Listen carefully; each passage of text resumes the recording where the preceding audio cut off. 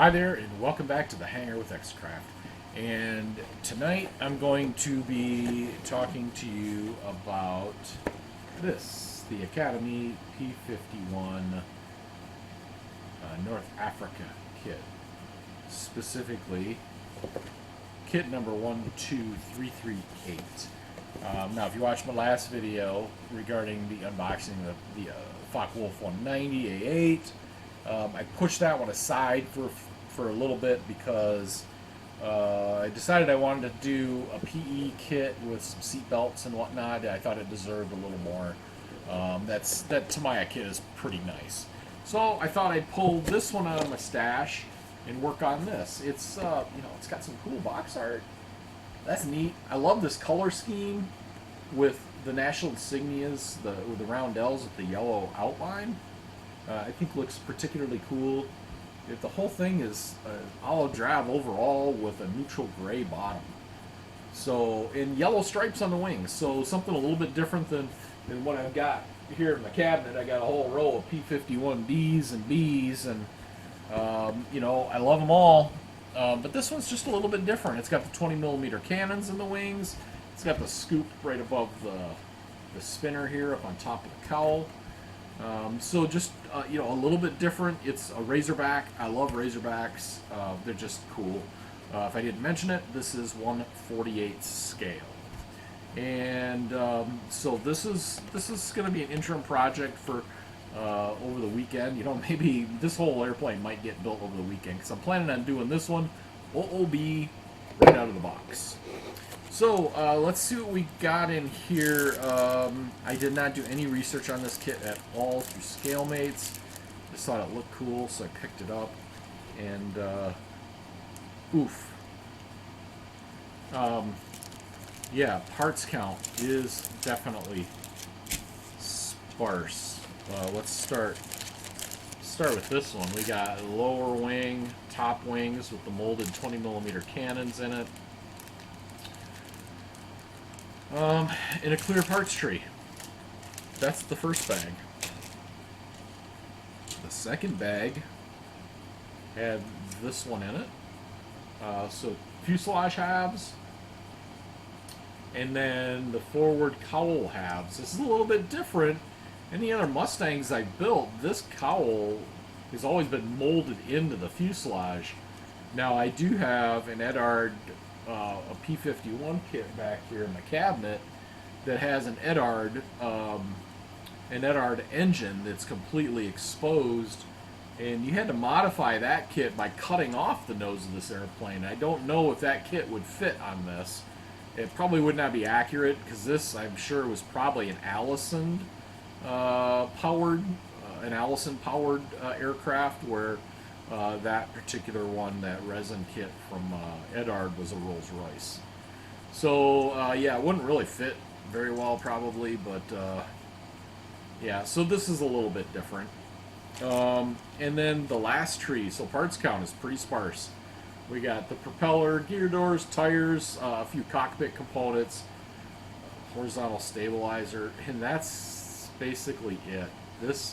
It doesn't get any more sparse than this. I'm gonna guess this is probably a Rebox it's an old manufactured kit, I would guess. Academy is really well known for doing this, and I'm not gonna diss on everything Academy does because they make some good stuff. Like I've got their Midway SBD, the TBM Avenger is really good. Their Helldiver, I really like that one. So there's three right there I could speak highly of. They go together really well, and they're nice kits in general. The TBM can be a little bit finicky, especially with that ball turret, trying to get that in there. But it's a nice kit once it's all done. This, however, looks to me like Academy bought this and just stuck it in their own box, and that was it. So we've got, it looks like 4 different color schemes. There's a nice color sheet. This is kind of typical for Academy. It's nice they do this. This is probably the one I'll do. It's got the roundels that I like. It's overall olive drab with neutral gray, so it's pretty plain. It's got a nice big American flag blazing down the tail. Gosh, you can't get any better than that. Put an American flag on it. Yeah, I'm there. Um, yeah, so that's a nice sheet. That's kind of typical to typical Academy. We've got the decal sheet. Yeah, okay, the roundels look really good, and there's a bunch of them. Let's see, one, two, well, I guess all those will probably get used, top, bottom of the wing. So we got 4 of those, and then 1 on each side of the fuselage. You got some British markings. These stars and bars to me don't look right. That blue looks way too light to me. I don't like that. It would have been nice if I could have used those. Sometimes I need them on other kits and I run out. So it would have been nice for spares, but I probably won't ever use those. The yellow stripes for the wings, yeah, we're going to paint those anyway, so those aren't going to get used. So really, the only thing on this detail sheet that will get used are these roundels up here, fuselage numbers, and then the artwork, the nose art. That's probably about all that we're going to be using on this sheet. This is going to be right out of the box, so no cockpit kit or anything. The seat, that's really disappointing. The seat doesn't even have molded plastic seat belts in it, and I'm not crazy about them. I don't like them, and I don't like decal seat belts because they look like decals. But at least if they were molded plastic in the seat, and they're raised, they look a lot more realistic to decals. But those aren't even here, so you don't even have the option to paint them in. So really, if you wanted seat belts in this, your only option is to do PE or hand make some of your own. Could do that too. This is very, very sparse and very, very plain. The panel lines look good. They're not too deep. They're pretty narrow. If you scaled down a full-size airplane 48 times to be this size, these panel lines probably would be barely visible anyways. But in the grand scheme of things, like compared to some of the old cheap Revel kits, sorry, these panel lines look pretty good. They're recessed at least, so I'll take that. And actually, what I see in the parts quality looks pretty good. I don't see flashing. Everything is pretty clean looking, but we'll find out how fitment goes when we get to that point. So, yeah. And the only other thing in this box is this instruction manual. Pretty typical looking Academy manual. You got your paint colors down here. Backside shows you the parts list, which that is all of the parts in this kit. There's a reason why they don't put the parts count on there. They don't want you to know it's only like 25 parts. It's an exaggeration. There's a few more than 25, but not many. Alright, so opening this up and good grief. These drawings were done by a 3-year-old. Look at these. This is bad. This has to be a rebox. And they didn't even do anything with this manual other than it appears as though they took some photographs. They took some photographs like here. There's one here, the cockpit, and threw them on here. If you're a beginner,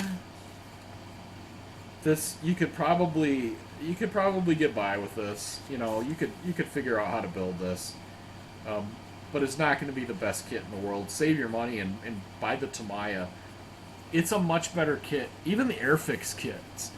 An Airfix P51 is way better than this. However, they don't build this model that I've found, and I haven't seen where Tamiya builds one of this particular model either. With the cannons and the scoop up on top of the cowling.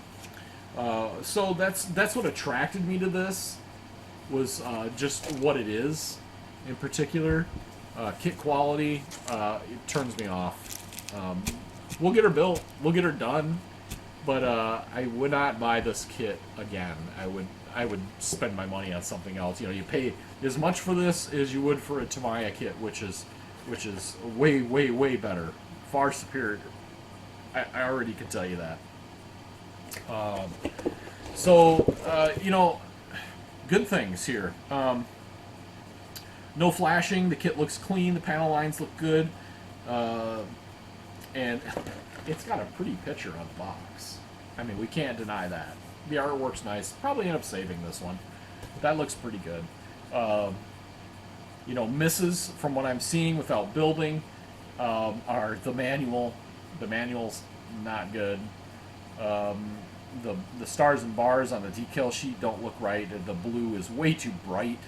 It's too vibrant. But the blue in the roundels for either the American roundels or the British roundels, they look good. The blue is dark the way it should be. Pros.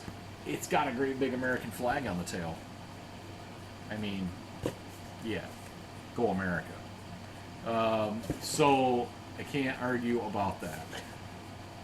Again, this is kit number, where's that number again? 12338. And it's the U.S. Army Air Force P51 North Africa version, if you're interested in this. Again, if you're a beginner, buy a Tamiya. You'll be much happier in the end.